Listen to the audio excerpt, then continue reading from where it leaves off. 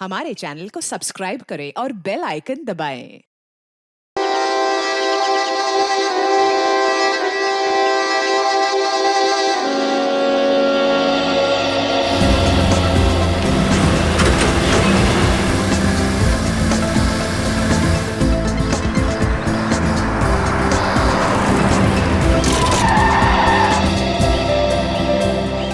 अवनी एक काम करो, गाड़ी को रिवर्स गियर में लगाओ।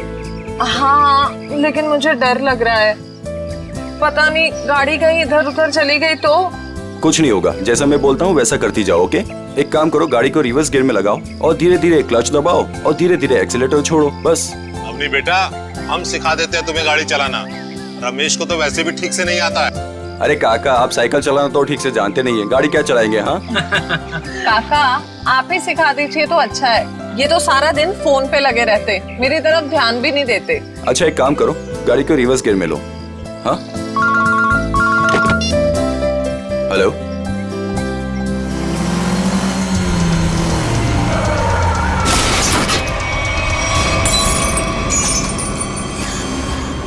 अवनी ये तुमने क्या कर दिया? हाँ, बदबू कहां से आ रही है?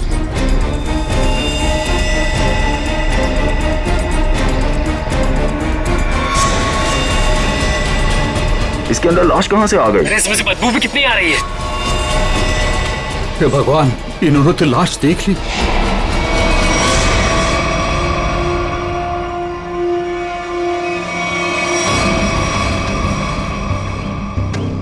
इस मूर्ति का बेस तो एकदम अच्छे से बनाया गया है, कोई लापरवाही की गई ऐसा लगता तो नहीं है।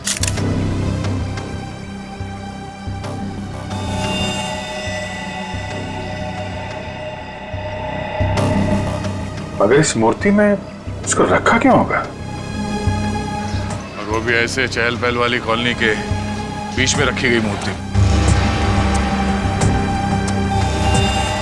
वो भी ऐसे कॉलोनी के बीचों बीच जहाँ पे इतनी चहल पहल है।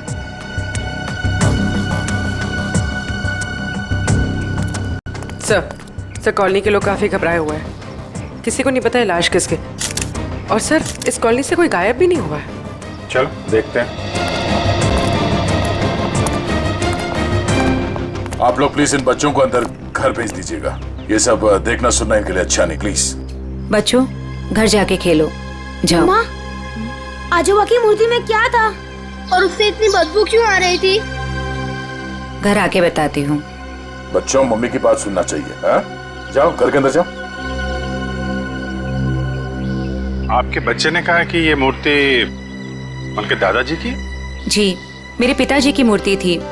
सुमित प्रकाश नाम था उनका। उनकी मूर्ति क्यों बनवाई थी? मेरे पति एक इंजीनियर और साइंटिस्ट थे। सूखे इलाकों के लिए उन्होंने एक नई सिंचाई पद्धति का आविष्कार किया था। इसी से खुश होकर गवर्नमेंट ने उन्हें ये जमीन दान में दी थी।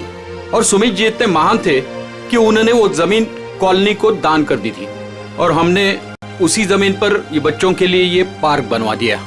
इसीलिए हमने उनके सम्मान में इस पार्क में उनकी मूर्ति लगवाई। देखिए, ऐसा लगता है कि किसी ने हाल में इस लाश को मूर्ति में छिपाया है। हाँ, कुछ महीनों पहले। आप लोग बता सकते हैं कि मूर्ति यहाँ कब लगाई गई थी? क्योंकि शायद लाश को उसी वक्त अंदर रखा गया था। ये क्या कह रहे हैं सर? ऐसा हो ही नहीं सकता। सुमित जी जिस साल गुजर गए उसी साल ये मूर्ति वहाँ लगवाई गई थी। कम से कम 39 साल हो गए। 39 साल पहले?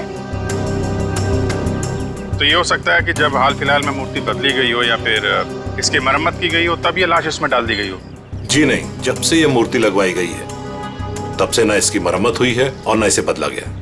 ऐसे कैसे हो सकता है? कुछ महीनों पहले मरे हुए आदमी की लाश इतनी पुरानी मूर्ति के अंदर कैसे हो सकता है? शायद ऐसा हुआ हो कि रात के अंधेरे में ये काम हुआ हो और आप लोगों को पता नहीं चला। पूर्वी, जरा वॉचमैन से पता करें।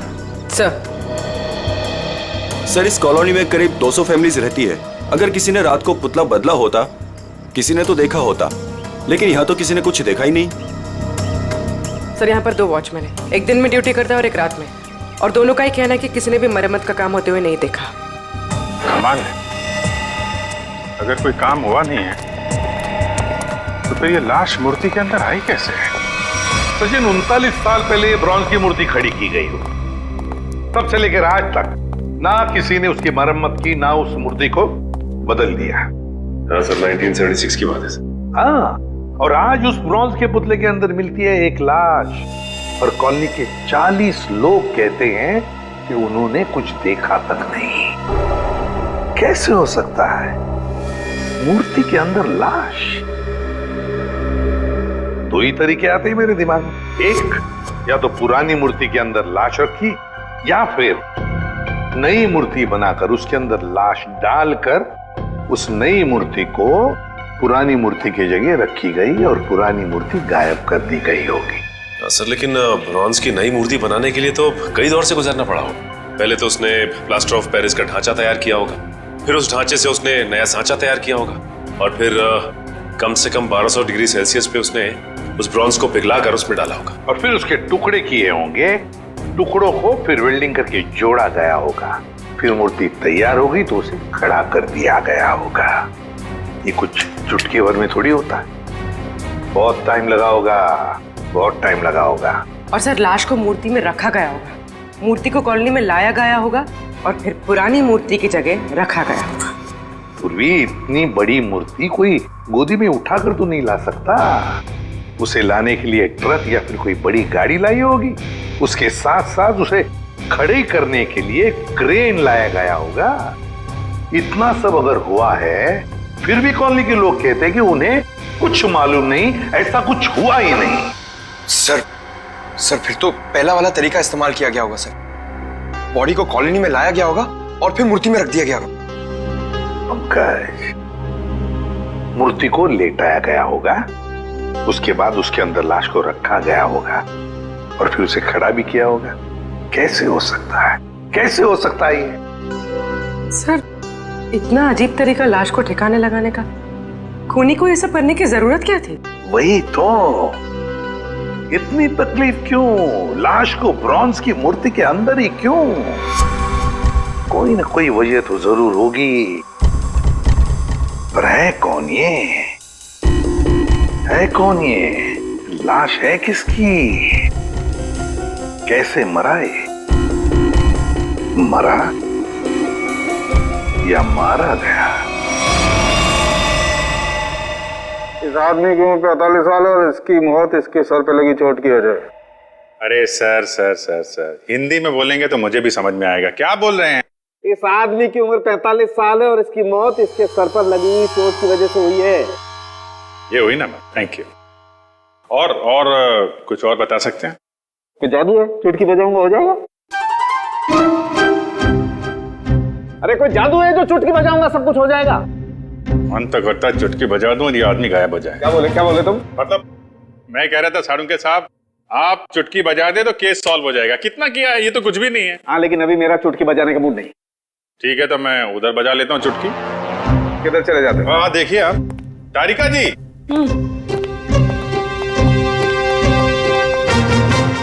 कुछ मिला आईडी वाईडी आपको?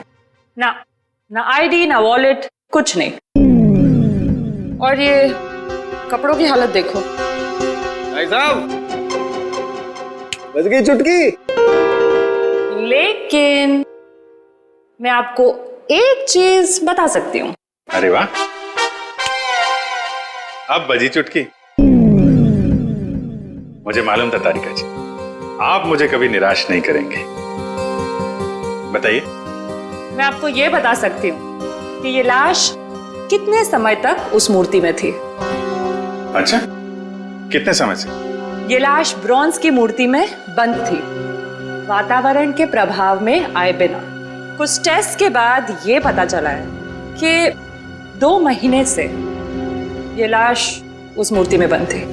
ओह, मतलब इस आदमी का खून 2 महीने पहले हुआ है? लगता तो ऐसा ही है। लेकिन सर, किसी ने इस लाश को देखा किसी ने उस मूर्ति में रखते हुए? कॉलोनी वाले बता रहे थे कि मूर्ति 39 साल पुरानी है। डॉक्टर साहब, आप ये बता सकते हैं ये मूर्ति नई है या पुरानी है? ये मूर्ति 39 साल पुरानी नहीं है, नई है। ओह, मतलब इस मूर्ति को वहां पे ट्रक में लाया गया होगा। किसी ने ट्रक को देखा कैसे नहीं? मुझे नहीं पता। सालू के साहब, किसी ने उस क्रेन को कैसे नहीं देखा जिसके जरिए उस मूर्ति को अपनी जगह पे रखा गया? मुझे नहीं पता। तालुके साहब, उस मूर्ति में वेल्डिंग कब और कैसे की गई? मुझे नहीं पता, मुझे नहीं पता, मुझे नहीं पता। ठीक है सर, मुझे लगता है लाश की गंध की वजह से सालूम के सांप का दिमाग खराब हो गया है। क्या बोल रहा है? क्या बोल रहा है? क्या बोल रहा है? क्या बोल रहा है? देखो, मुझे परेशान मत करो, मुझे इस लाश का चेहरा भी बनाना है। Don't disturb me. सर आपसे कोई सवाल नहीं करेंगे, आप चेहरा बनाइए। चलो एक बात तो ये पता चल गई कि मूर्ति नई है और किसी ने उसमें लाश रखी है। और कैसे सर? कैसे और कब का पता बाद में लगाएंगे, पहले ये पता लगाना है कि ये नई मूर्ति बनाई किसने।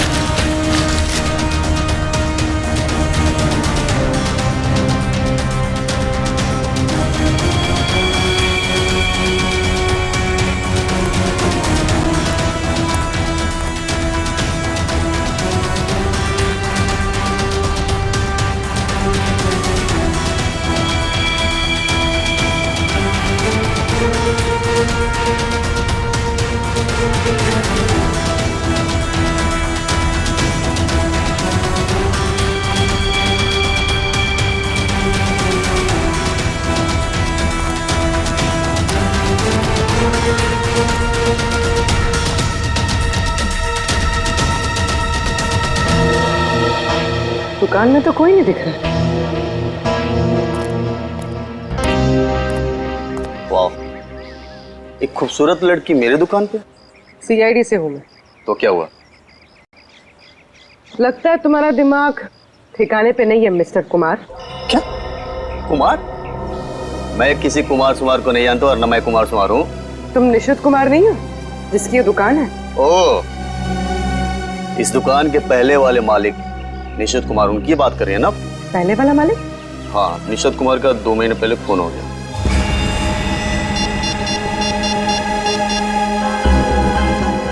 हेलो, अभिजीत साहब।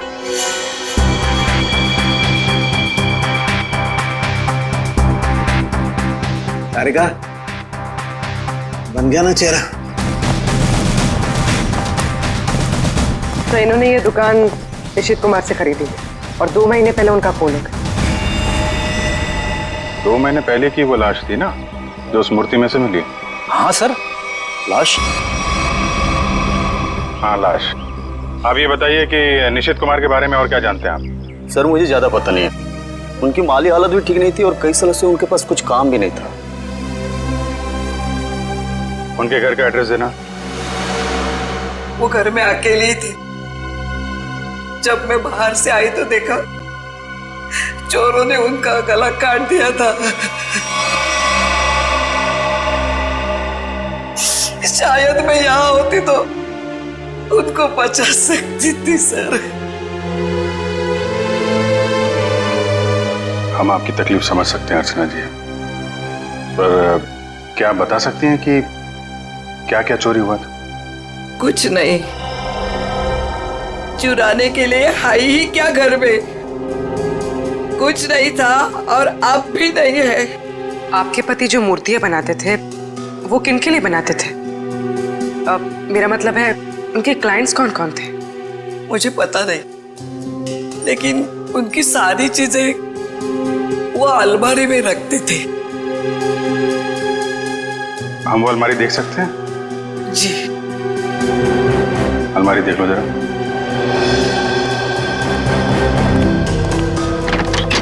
अर्चना जी, ऐसा भी हो सकता है कि ये चोरी का मामला ना हो। मैं समझे नहीं सर कुछ।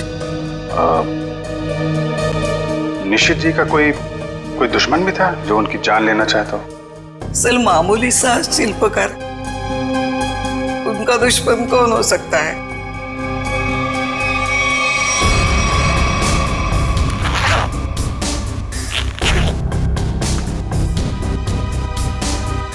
सर,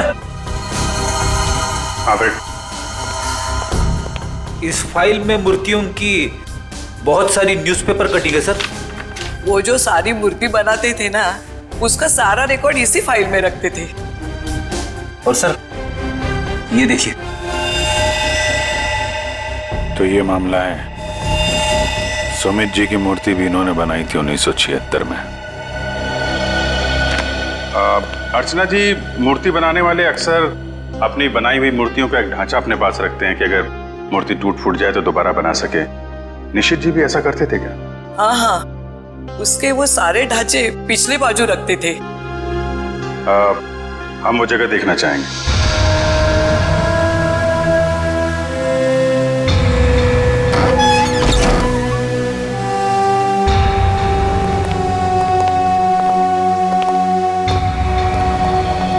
सर, आप सब देख रहे हैं ना, ये उनकी पूरी जिंदगी की कारीगरी है। उन्होंने जितनी भी मूर्तियां बनाई थी, उन सबका एक एक ढांचा यहाँ है।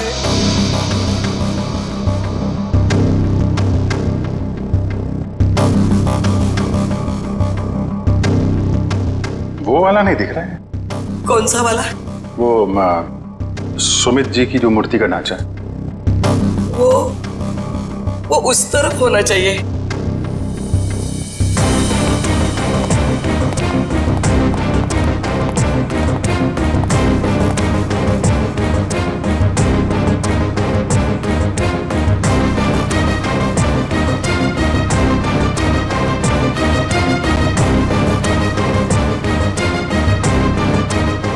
आप क्या देख रहे हैं? ये मिट्टी देख रहे हो? यहाँ पे कोई ढांचा था जो अब नहीं है। अर्चना जी, हाँ, वो सुमित कुमार जी की मूर्ति का ढांचा यहीं पे था? हाँ, यही था। ले गए। सर, आपका मतलब उन चोरों से तो नहीं? सुमित कुमार जी की मूर्ति का ढांचा चोर चुरा के ले गए।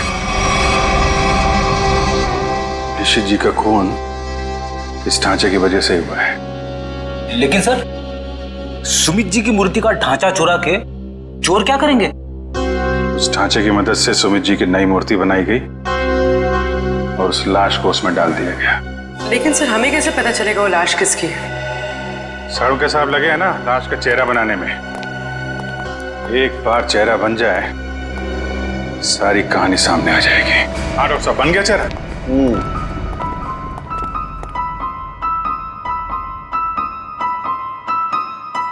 ये देखो बॉस, ये है वो मरा हुआ आदमी। क्या? ये कैसे हो सकता है? डॉक्टर साहब, ये क्या मजाक है? भाई साहब, मैं मजाक नहीं कर रहा हूँ, यही है उस आदमी का चेहरा, ऐसा ही दिखता है वो। मैं जानता था, मुझे बिल्कुल पता था ये कुछ ऐसा करेंगे जिससे सारा केस उलट जाए। क्या बात कर रहे हो यार तुम? मैं ऐसा क्यों करूंगा? क्या हो गया तुम्हें? अभिजीत, ये क्या कह रहे हो तुम? ये उसी आदमी का चेहरा है। सर, मजाक क्यों करेंगे? क्योंकि डॉक्टर साहब ने जो चेहरा बनाया है वो मूर्ति का चेहरा है। सुमित जी का चेहरा है जो 39 साल पहले मर चुके हैं। इस चेहरे में सिर्फ मूंछ लगाना बाकी है। क्या बात कर रहे हो? ये आप बताइए, आपने बनाया है चेहरा? तो मैंने तो वही बनाया है जो मुझे खोपड़ी ने बताया। मैंने तो मूर्ति देखी भी नहीं है यार। तो आप देख लीजिए, ये मूर्ति है। ये तो वाकई वही चेहरा है जो मैंने बताया। ऐसा कैसे हो सकता है? सर, ये आदमी 39 साल पहले मर चुका है। आज जिंदा होता तो 80 साल का होता। और आपने कहा था ना कि ये मरा हुआ आदमी 45 साल का। कैसे पॉसिबल है? आई एम सॉरी बॉस, मुझे छुट्टी चाहिए। वो आप देखो सर। पहले हम ये पता लगाने की कोशिश कर रहे थे कि लाश को मूर्ति में रखा कैसे गया। अब हमें यह पता लगाना है कि सुमित जी की लाश सुमित जी की मूर्ति में आई कैसे और क्यों। सर, कुछ पता चला उस लाश के बारे में? देखिए, उसी के बारे में हम लोग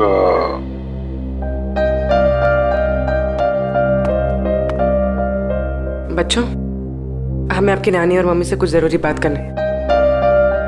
और बातें ऐसी हैं जो आप लोगों को नहीं सुननी चाहिए।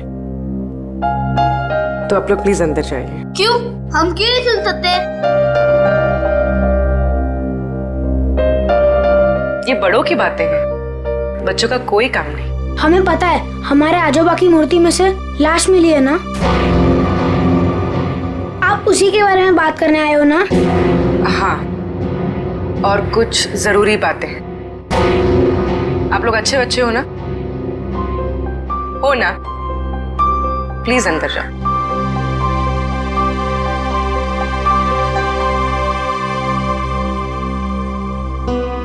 सर बताइए ना, क्या पता चला आप लोगों को? एक्चुअली इस केस की जांच को लेकर हम थोड़ी उलझन में हैं और हमें लगता है कि आप सुलझा सकती हैं इस उलझन को। कैसी उलझन? और मैं कैसे सुलझा सकती हूँ? दरअसल ये सब हमारे परिवार वाले जैसे ही हैं। जब से शादी करके आई हूँ इसी कॉलोनी में रह रही हूँ। ये लोग सब कुछ जानते हैं। आपको जो कुछ भी कहना है इनके सामने कह सकते हैं। ठीक है। आपके पति सुमित जी को गुजरे हुए करीब 39 साल हो गए, है ना? लेकिन सुमित जी की मूर्ति में से हमें जो लाश मिली है वो सुमित जी की है।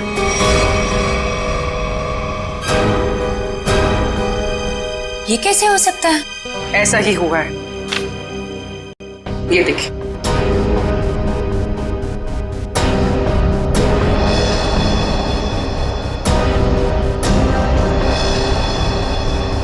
इतने यकीन के साथ आप ये कैसे कह सकते हैं? हाँ, ये हो ही नहीं सकता। जरूर कुछ भूल हुई है आप लोगों से। कोई भूल नहीं हुई। ये एक साइंटिफिक मेथड है जिसमें लाश की खोपड़ी का चेहरा बनाया गया है और यही चेहरा बना है सुमित जी का। लेकिन मेरे पिताजी की लाश कैसे आ सकती है? ये मुमकिन नहीं है। वही तो, लाश की उम्र करीब 45 साल की है। आपके पिताजी जिंदा होते तो 80 साल के ऊपर के होते हैं। अब बात यह है कि 80 साल का आदमी 45 साल का कैसे हो गया? ये मैं कैसे जान सकती हूँ? अब आपको नहीं पता तो हमें कैसे पता होगा? चेहरा तो बिल्कुल आपके पति का ही है। सर, उनकी मौत के बाद उनका अंतिम संस्कार मैंने ही किया था। अगर किसी ने लाश बदल दी हो या कहीं किसी तरह वो जिंदा भी होते तो भी 80 साल का इंसान 45 साल का हो ही नहीं सकता। वही तो, यही बात हमें परेशान कर रही है। अच्छा, आपके परिवार में कोई ऐसा आदमी था जो बिल्कुल सुमित जी से मिलता जुलता हो? नहीं, जब से मैं उन्हें जानती हूँ या जब से मेरी शादी हुई है, मैंने तो ऐसा किसी को नहीं देखा जो उनकी तरह दिख रहा हो। चूंकि उस मरे हुए आदमी का चेहरा हूबहू आपके पति से मिलता जुलता है और उन दोनों में कोई संबंध है या नहीं, ये जानने के लिए मालती जी हमें आपकी थोड़ी मदद चाहिए। कैसी मदद? अगर आपको बुरा ना लगे तो हमें आपका डीएनए उस मरे हुए आदमी से मिला के देखना होगा। यही एक तरीका है सच्चाई को जानने का।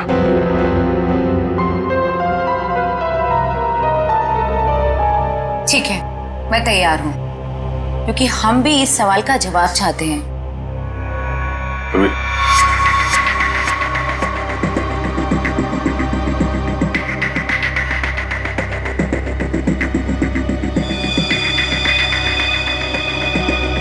Thank you. हम फिर मिलेंगे, पर तब जब आपके साथ मिलेंगे।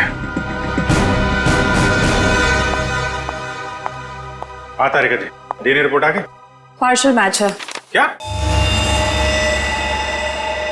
पार्शियल मैच है? देखा, इसका मतलब सालू के गलत नहीं था बॉस। ये आदमी सुमित के परिवार का ही। बाप का डीएनए बेटी में भी है और इस मरे हुए आदमी में भी। निश्चित रूप से ये आदमी सुमित के परिवार का ही कोई है। अगर ये सुमित का रिश्तेदार है तो किसी ने इसे पहचाना कैसे नहीं? कोई तो होगा जिसे पहचानता। ये बड़ी चौंकाने वाली बात है। आपने जो इसका चेहरा बनाया था उसकी फोटो हमने अखबार में भी भेजी, लेकिन ऐसा कोई भी आदमी सामने नहीं आया जो इसे पहचानता हो।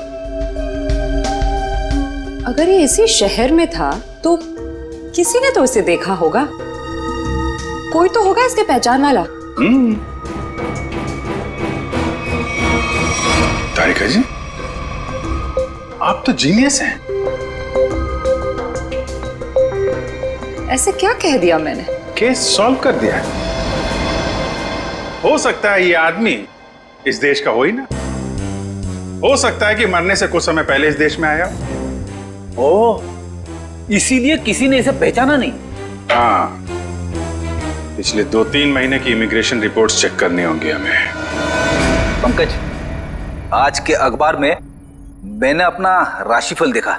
जानते हो क्या लिखा था उसमें? क्या था सर? बहुत जल्द नौकरी में बदलाव होगा। इसका मतलब जानते हो?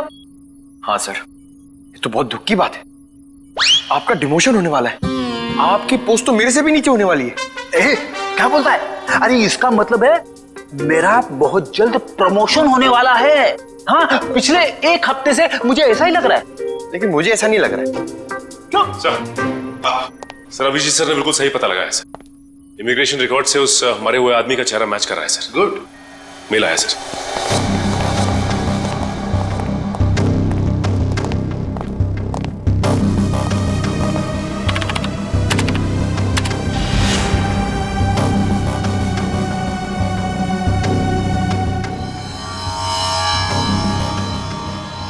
सचिन, ये तो बिल्कुल सुमित जैसे ही दिखता है।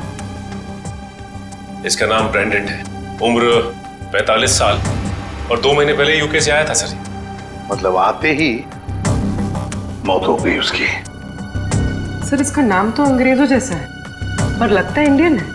इस ब्रेंडन का घर का पता, फोन नंबर कुछ है? हाँ सर, जरूर। पूर्वी, इस नंबर पे फोन करो। घर का ही फोन नंबर होगा ही। उसके माता पिता से बात करो, मगर सावधानी से। शायद उन बेचारों को पता भी नहीं होगा ब्रेंडन के साथ क्या हुआ है। और देखो बातचीत में कुछ पता चलता है क्या इस ब्रेंडन के बारे में। सर। हाँ सर, मैं सीआईडी छोड़ रहा हूं। अब और बर्दाश्त नहीं होता। मैं पागल हो जाऊंगा। क्यों? ऐसा क्या हो गया? इस केस में बहुत कंफ्यूजन है और सबसे बड़ी बात तो यह है कि वो आदमी अंग्रेज निकला। मेरा दिमाग फट जाएगा सर। मैं भी छुट्टी पे जा रहा हूं सालू के साहब के साथ। अभी जाओ, अभी जाओ इसी वक्त। बोरिया भी सरा बांधो, निकल जाओ सीआईडी से। जाओ और कुछ समय बिताओ अपनी बीवी के साथ, शायद कुछ अकल आ जाएगी। जाओ। सर, आपका राशिफल तो सही निकला। नौकरी में बदलाव मतलब आपका रेजिग्नेशन, इस्तीफा।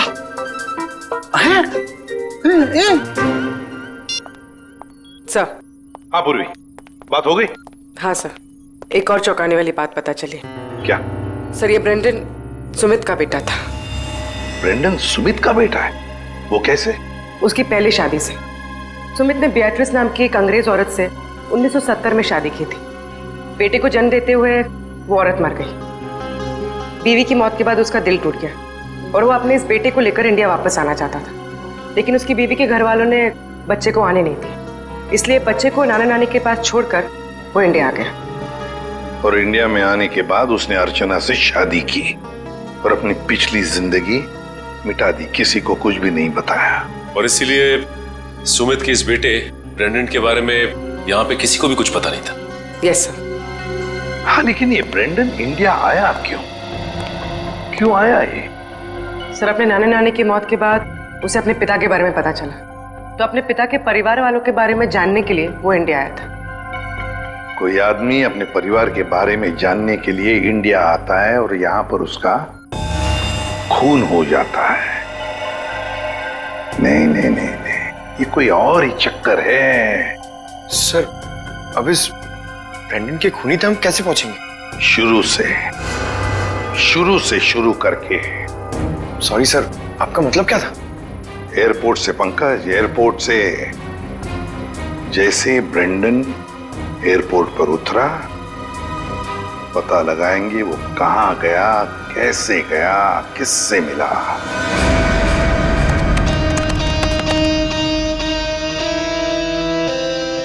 सर, ये फुटेज एयरपोर्ट के अराइवल गेट की है सर, जब ब्रेंडन इमिग्रेशन से बाहर निकल चुका था।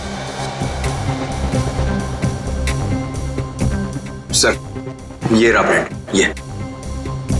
ये कैप वाला आदमी ब्रेंडन से मिलने आया। कैप की वजह से उसका चेहरा ठीक से दिख नहीं रहा। जरा जूम करो उसमें।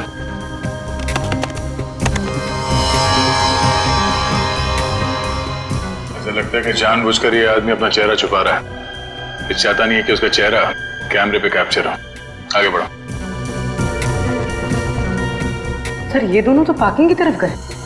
इसका मतलब इस कैप वाले आदमी की गाड़ी पार्किंग में है। एक काम करो, इन दोनों के बाहर निकलने से आधे घंटे तक जितनी भी गाड़ियां एयरपोर्ट के पार्किंग लॉट से बाहर निकली है उन सब के डिटेल्स निकालो। पता चल जाएगा इस कैप वाले की कौन सी गाड़ी है। सर वो आदमी ब्रेंडन को जब एयरपोर्ट की पार्किंग में लेके गया उसके आधे घंटे बाद तक ये सारी गाड़ियां बाहर जाती रही सर। बस वे ठीक है, एक एक को फोन करो और पता लगाओ किस पैसेंजर को इन्होंने एयरपोर्ट से पिकअप किया और कहां जाके छोड़ा। हेलो जी, मैं सीआईडी से इंस्पेक्टर सचिन बोल रहा हूँ। अच्छा ये बताइए कि 15 फरवरी को आपकी कार इंटरनेशनल एयरपोर्ट पे गई थी किसी को छोड़ने के लिए? आप क्या करने गए थे? किसी को छोड़ने गए थे? मिसेस आंचल कुमार। ओके पूर्वी। ओके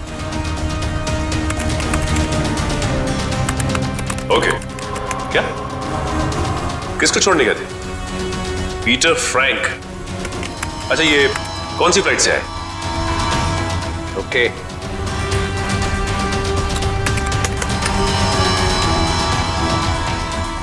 मिस्टर डिसिल्वा,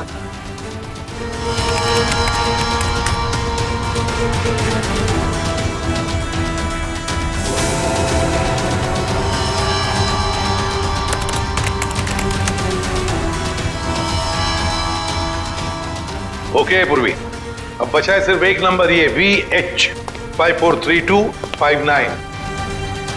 और सर ये नंबर किसी मिस्टर अनिल के नाम पे जो कि लोनावाला के बंगलो पे रजिस्टर्ड है सर, लेकिन ये आदमी फोन नहीं उठा रहा है सर। फोन नहीं उठा रहा है? लगता है ये अनिल ही पिकअप करने आया था ब्रेंडन को एयरपोर्ट पर। सर कहीं इस अनिल ने ही तो ब्रेंडन का खून नहीं किया? हो सकता है पूर्वी, एक बात तो पक्की है, इस अनिल का जरूर कोई ना कोई संबंध है ब्रेंडन के खून के साथ। सरकार के रजिस्ट्रेशन के हिसाब से अनिल जी का घर यही है। काफी पैसे वाला लगता है ये अनिल जी, इतना बड़ा बंगला, वो कार। लेकिन इस अनिल जी को ब्रेंडन से क्या काम पड़ गया? सर मुझे तो लगता है कि इस ब्रेंडन को इंडिया में कोई जानता ही नहीं होगा। ब्रेंडन को इंडिया में कोई जानता नहीं था तो ये अनिल एयरपोर्ट क्यों गया था उन्हें लेने? उसके बाद ये ब्रेंडन गायब कहाँ हो गया? कोई दरवाजा खोल क्यों नहीं रहा? जी कौन है आप लोग और क्या चाहिए? आपके मालिक अनिल जी से मिलना है। कहाँ है वो नहीं है। आप क्यों पूछ रहे साहब? देखिए बेमतलब परेशान मत करिए, नहीं तो अभी पुलिस को फोन कर देंगे। हम लोग सीआईडी से हैं। सीआईडी? सीआईडी कहाँ से?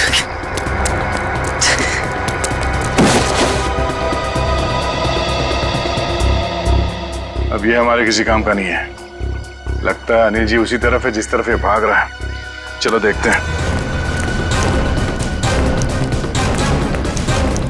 हट, हट, हट।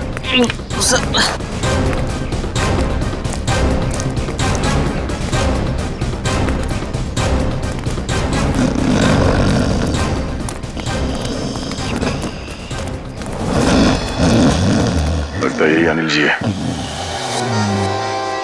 अनिल जी, मालिक और नौकर एक साथ शराब पी रहे थे यहाँ पे। अनिल जी, अनिल जी, जी। हम ये जानने आए हैं कि कुछ महीने पहले आप ब्रेंडन को एयरपोर्ट से लेकर कहाँ गए थे? एयरपोर्ट? ब्रेंडन? मैं कुछ नहीं समझ पा रहा यार, क्या बोल रहे हो तुम? हम ये कह रहे हैं कि ब्रेंडन को लेके आप एयरपोर्ट से आए थे और ये हमने सीसीटीवी फुटेज में देखा है।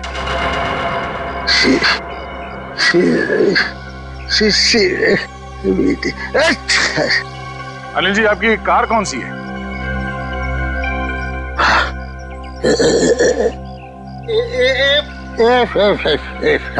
सच्चाई तो ये है कि ना तो ये बंगला आपका है और ना ही वो कार। हाँ? हाँ? बाप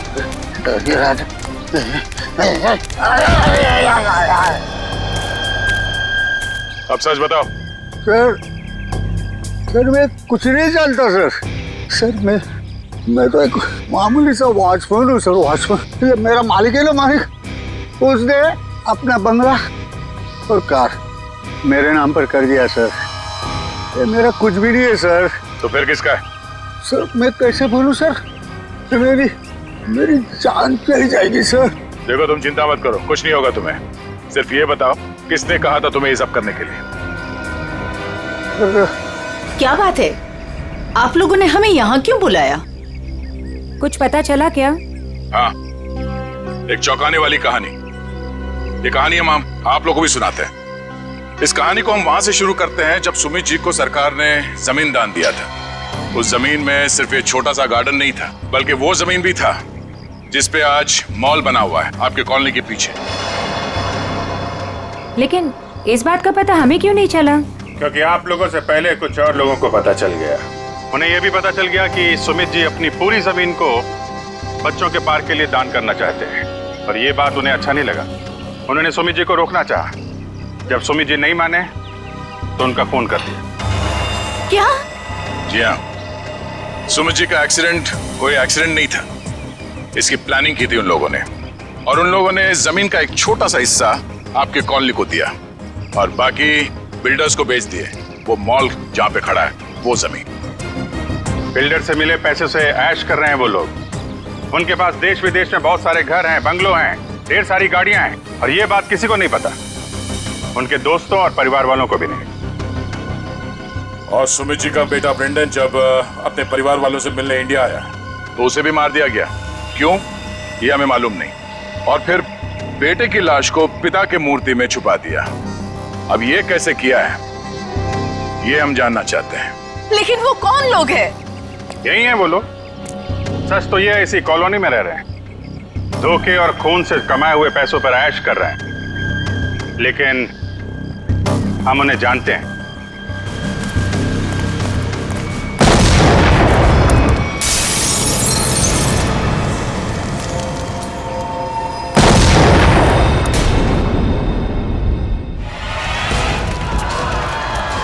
अजय को पीछे आइए जल्दी।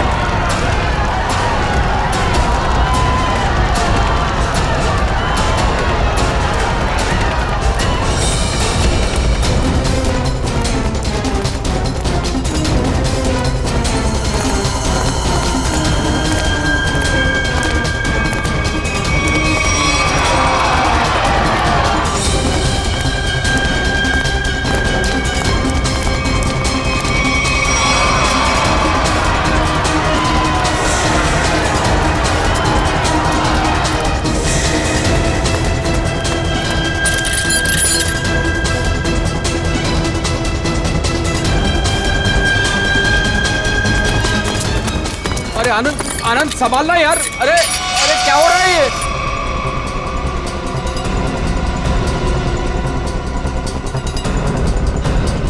कहाँ भाग रहे हो? अरे सर उतारिए हम लोगों को। सर मर जाएंगे हम। सर नीचे उतारिए प्लीज। सर हमने तो तुम दोनों का नाम भी नहीं लिया था। हाँ, मगर तुम लोगों के लोनावले वाले बंगले पे गए थे हम लोग। नीचे उतारिए ना। अरे तुम लोग तो वैसे ही गिरे हुए आदमी हो। सुमित जी और ब्रेंडन का खून किया तुम लोगों ने। नहीं सर। वैसे हमें पता चल गया, तुम लोगों को मालूम पड़ गया था कि तुम्हारे करतूत के बारे में हमें पता चल गया। सर नीचे उतारिए प्लीज। इसलिए कॉलोनी वालों की जान को नुकसान पहुंचा है। हाँ? और अब उसका भगदड़ का सहारा लेके भाग रहे तुम लोग। सर उतारिए हमें। सर नीचे उतारिए प्लीज। नीचे उतारिए ना। मर जाएंगे सर। सर नीचे उतारिए ना।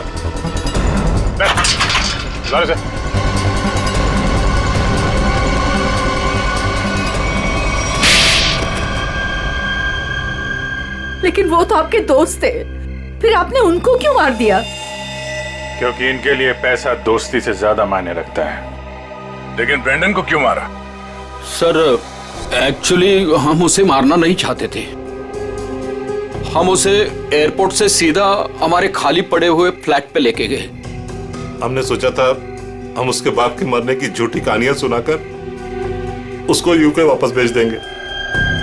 और उसने हमारी वो बातें सुन ली थी जिसमें हमने सुमित को मारने का जिक्र किया था, इसके लिए उसको मारा सर। लेकिन उसकी लाश मूर्ति में क्यों छुपाई? हम नहीं चाहते थे कि उसकी लाश किसी भी हालत में सीआईडी को मिले।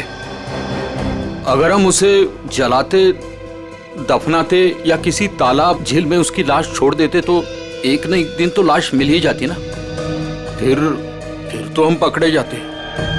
इसलिए हमने उसकी लाश सुमित की मूर्ति के अंदर डाल दी थी ताकि कोई ढूंढ ना सके। इसीलिए तुम लोगों ने निशित को मार दिया और उसके गोडाउन से सुमित जी के पुतले के ढांचे को चुरा लिया और नई मूर्ति बनाई। हाँ? लेकिन तुम लोगों ने मूर्ति जब बदली तो कॉलोनी वालों को कैसे नहीं पता चला? वो सर, हमने एक दिन पूरे कॉलोनी वालों को रात के खाने की दावत दी थी और हमने उनके खाने में नींद की गोलियां डाल दी थी। अच्छा, जब सारी कॉलोनी सो गई तो पुरानी मूर्ति की जगह नई मूर्ति रख दी। अगर अवनी अपने कार से उस मूर्ति को ठोकर नहीं मारती तो इनके काले कारनामों से पर्दा नहीं हटता। लेकिन सच्चाई में एक ताकत होती है जो कभी छुपती नहीं। और जुर्म में भी वही कमजोरी होती है, वो भी कभी छुपती नहीं। इन्हें हमारे हवाले कर दीजिए, इन्हें सजा हम देंगे। हाँ सर, इन्होंने हमें धोखा दिया है, ये हमारे गुनहगार है। नहीं सर, हमें अरेस्ट कर दो, ये लोग मार डालेंगे। हमें अरेस्ट कर लीजिए सर। तुम्हें सजा देने का हक अगर हमारे हाथ में होता तो हम तुम्हें इनके हवाले कर देते। हमारे हाथ बंधे हुए हैं, वरना निखिल, पंकज ले जाओ इन्हें।